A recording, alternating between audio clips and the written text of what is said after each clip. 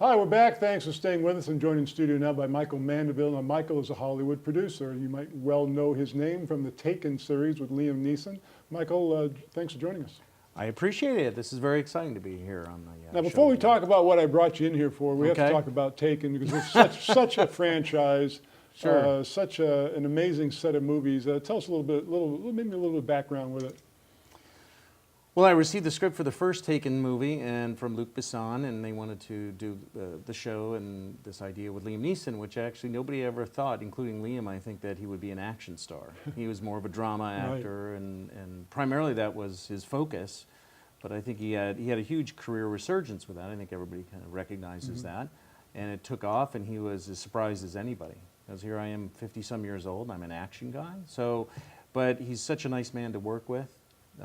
He just does his work. He's a private man, and he's just great to work with. And the teams that we've had to do it, French crew as well, coming over 3 times now, worked in the U.S. and then put it together, and some in France, a lot here, and it's just great to be a part of it. I've done all 3 of them, so that's kind of a nice claim. And of course, Liam has also become the star of more internet memes than probably anybody in history. Absolutely, especially for fathers with daughters. Yes, exactly.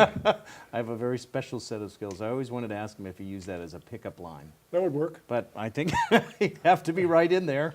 Now, you made a statement to me off the air that I thought was really profound when you said, as a producer, it's not your job to save $1 million, but to save $1,000 1,000 times. Tell us about that.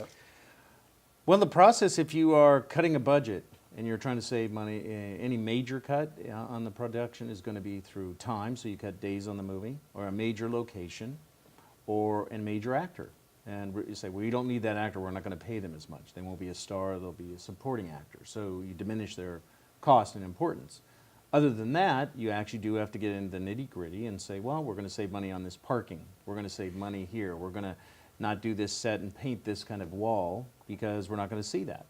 So you start to incrementally get that process down, which means you have to keep your eye on all the details, from how much is going on in craft service, to what are we pre-rigging, to what's the locations, and all the things around that location.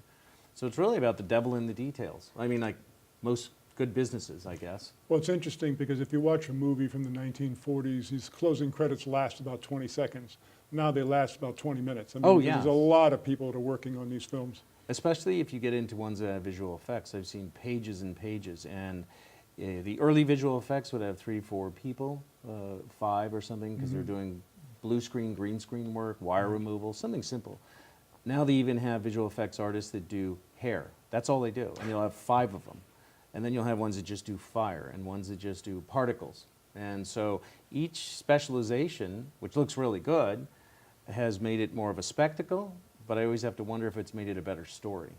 So kind of an interesting way to think about it. You know, we're talking about money, and speaking of money, you're working on a new series. It's called TICKER. I'm very pleased to be working with you in development on that as well. I'm excited. TICKER is going to be a reality show about people that are involved in investing. Give us a general overview. Sure.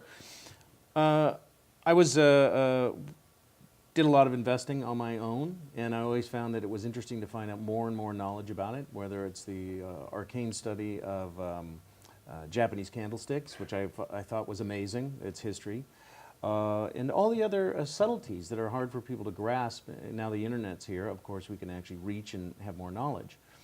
And the general show is we have a number of people that come together, and they have to make a pick on what stock, or stock, bond, forex, whatever area, precious metals, etc. And they want to put their money into it.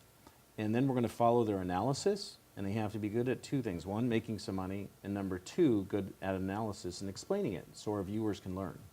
And between those 2, we'll have a little bit of a competitive nature to it, along with some people that will be good guests, yourself, others that you deem worthy to come in and say, where are the state of things now? Why is Caterpillar losing sales for so many consecutive months? I think they're into month 52. They haven't had any more sales.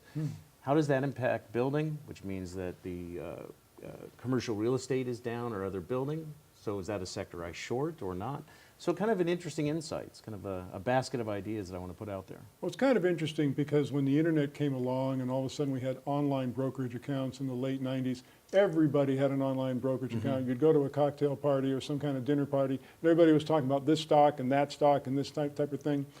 now what we're talking about with this show, Ticker, is getting behind the analysis of it, as you said, but also there's going to be a little bit of drama in this thing as well. Absolutely. I think at least every time I did some day trading, or probably more like a weekly trader in a longer position, as it were, I had plenty of drama in my life watching it every day and saying, where is it going? Did I figure it wrong? Did I guess wrong? And watching the news. So there's a lot of drama in the headlines that just make that happen.